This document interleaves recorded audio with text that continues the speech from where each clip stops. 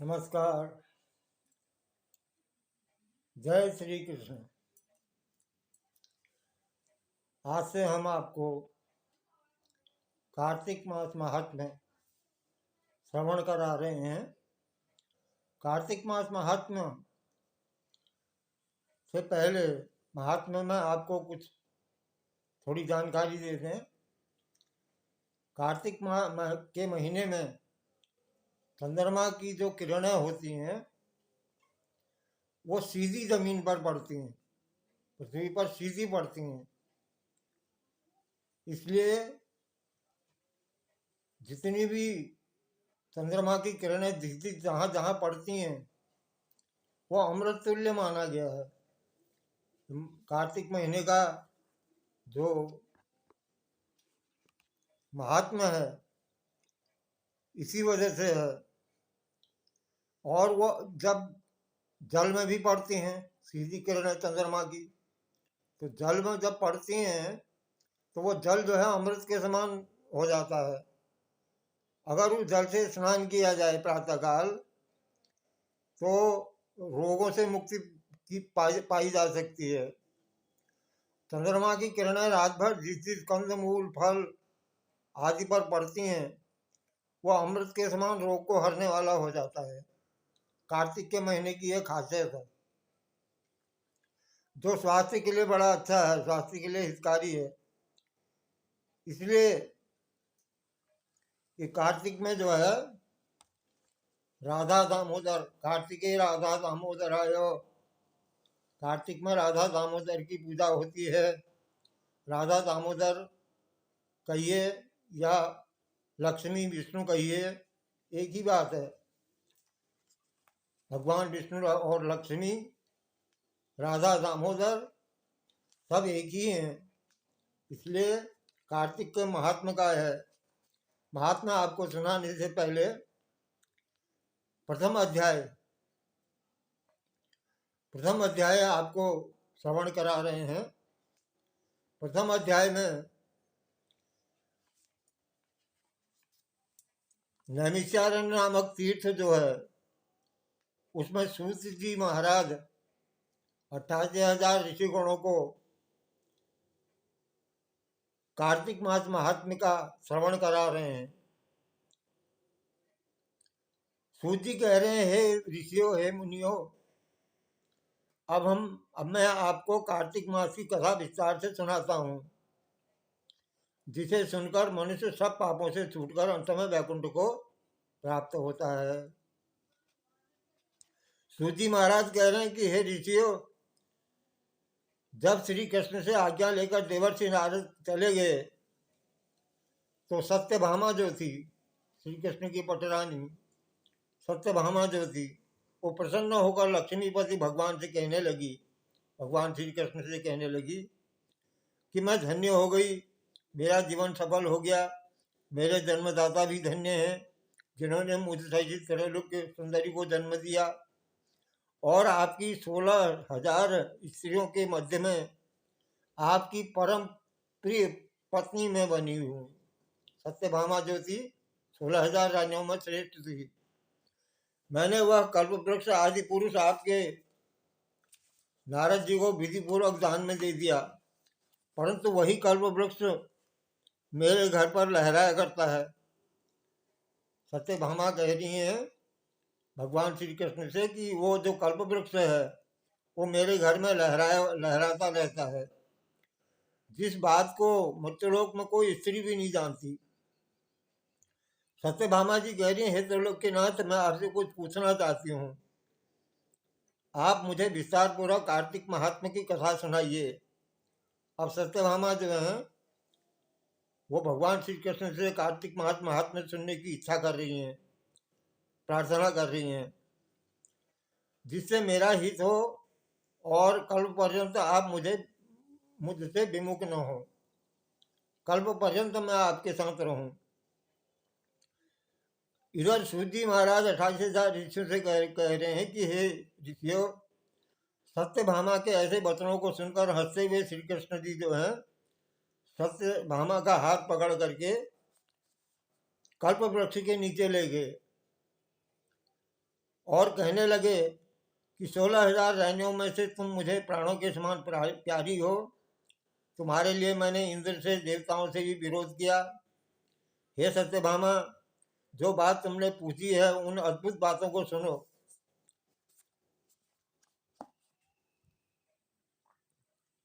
एक दिन भगवान श्री कृष्ण सुना रहे हैं सत्यभामा जी को, और इधर सूत जी महाराज 28,000 ऋषि गणों से कह रहे हैं कि एक दिन श्री कृष्ण भगवान ने सत्यभामा की प्रिय कामना के लिए गरुड़ पर सवार होकर के इंद्र लोक जाकर के कल्प वृक्ष मांगा।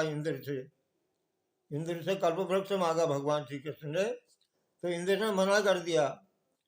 तो गरुड़ और इंद्र का घोर युद्ध हुआ, और गरुड़ जी ने गौओं से युद्ध भी किया। वहां पर गरुड़ जी की चोट से उनके कान और पूंछ कट करके गिर पड़े। गौओं के साथ युद्ध किया था, तो गौओं की जो है कान और पूंछ कट करके गिर पड़े। उनके रुधिर से 3 वस्तु उत्पन्न हुई। जब गरुड़ ने गौओं के साथ युद्ध किया तो उनके रुधिर से 3 वस्तुएं उत्पन्न हुई। उनके कान से तंबाकू पैदा हुआ, पूंछ से गोभी पैदा हुई, और खून से जो है मेहंदी पैदा हुई। मेहंदी, इन तीनों का प्रयोग करने से मोक्ष प्राप्ति नहीं होती है। इन तीनों का प्रयोग वर्जित बता रहे हैं, तंबाकू, गोभी और मेहंदी, जिससे उनके 3 पंख टूटकर गिर पड़े। तो गौओं ने जो है गरुड़ जी से घमासान युद्ध किया, तो गरुड़ जी के जो है 3 पंख टूट गए। उनके पहले पंख से नीलकंठ हुआ, और दूसरे पंख से मोर हुआ, और तीसरे पंख से चकवा और चकी उत्पन्न हुए। गरुड़ जी के जो 3 पंख गिरे थे उनमें से पहले कंठ से नीलकंठ, पहले पंख से, दूसरे पंख से मोर, तीसरे कंठ से चकवा चकी उत्पन्न हुए। तो जिनके दर्शन मात्र से ही शुभ फल की प्राप्ति होती है। ये तीनों जो है पवित्र हैं, नीलकंठ, मोर और चकवा चकवी। यह सुनकर सत्यभामा बोली, हे प्रभु, मैंने पिछले जन्म में कौन कौन से ऐसे व्रत तप के नहीं किए, मेरा कैसा स्वभाव था, मैं किसकी पुत्री थी, मुझे मृत्युलोक में जन्म क्यों लेना पड़ा, मैंने ऐसे कौन से शुभ कर्म किए जिससे आपकी अर्धांगिनी हुई। तब भगवान श्री कृष्ण कह रहे हैं कि हे प्रिय, हे सत्यभामा, जो तुमने पूर्व जन्म में शुभ कर्म किए हैं उनको विस्तार पूर्वक बताता हूं। कह रहे हैं, पूर्व समय में सतयुग के अंत में मायापुरी में अग्निगोत्र में देव शर्मा नाम का एक ब्राह्मण वेद वेदांत का जानने वाला रहता था। भगवान श्री कृष्ण सत्यभामा को सुना रहे हैं, कह रहे हैं कि वह रोज अतिथियों की सेवा करता था, हवन करता था, सूर्य भगवान की पूजा किया करता था। उसका तेज सूर्य के समान तेजस्वी था। उसके वृद्धावस्था में मायावती नाम की एक कन्या हुई। उसका विवाह उस पुत्रहीन ब्राह्मण ने चंद्र नाम के अपने शिष्य के साथ कर दिया। तो चंद्र को अपने पुत्र के समान मानता, और चंद्र भी उसे अपने पिता के समान मानता। इसलिए चंद्र के साथ अपनी कन्या का, गुणवती नाम की कन्या का विवाह उसने ब्राह्मण ने कर दिया। एक दिन वे दोनों कुश और समिधा लेने के लिए वन में गए। हिमालय की तलहटी में भ्रमण करते हुए उन्होंने एक राक्षस को आता हुआ देखा। उस राक्षस के भय के मारे उनके सब अंग शिथिल हो गए और भागने की सामर्थ्य भी नहीं रही। तब उस काल के सदस्य राक्षस ने उन दोनों को मार दिया। यानी कि ब्राह्मण की कन्या जो गुणवती थी और चंद्र उसका जो पति था, दोनों को मार दिया उसने, राक्षस ने। तो उनके धर्मात्मा होने के कारण मेरे पार्षद उनको मेरे पास बैकुंठ में ले जाए, क्योंकि उन्होंने आजीवन सूर्य भगवान की पूजा की थी। उस कर्म से मैं दोनों पर अति प्रसन्न हुआ। सूर्य भगवान की पूजा की उन्होंने।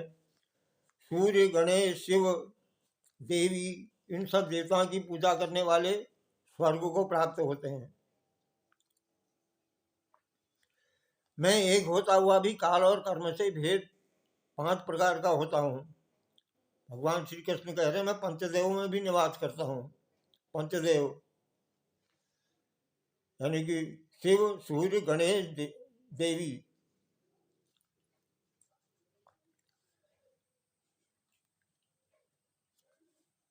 और भगवान विष्णु। इस प्रकार जो है एक देवदत्त, पिता, भ्राता आदि नामों से बोला जाता है। जब वह दोनों विमान पर चढ़े हुए सूर्य के समान तेजस्वी रूपवान चंदन और माला धारण किए हुए मेरे भवन में आए, तो वहां आकर के जो है उन दोनों ने दिव्य भोग भोगा। उनको बहुत सम्मान सहित वहां जो है मेरे लोक में रखा गया, मेरे भवन में रखा गया। भगवान श्री कृष्ण सत्यभामा को इस प्रकार कह रहे हैं। तो ये प्रथम अध्याय जो है ये भगवान श्री कृष्ण और राधा को समर्पित है, राधा दामोदर को समर्पित है। ये कार्तिक मास महात्म्य का प्रथम अध्याय। आपको कैसा लगा? सब्सक्राइब करें, लाइक करें और शेयर करें। धन्यवाद। जय श्री कृष्ण।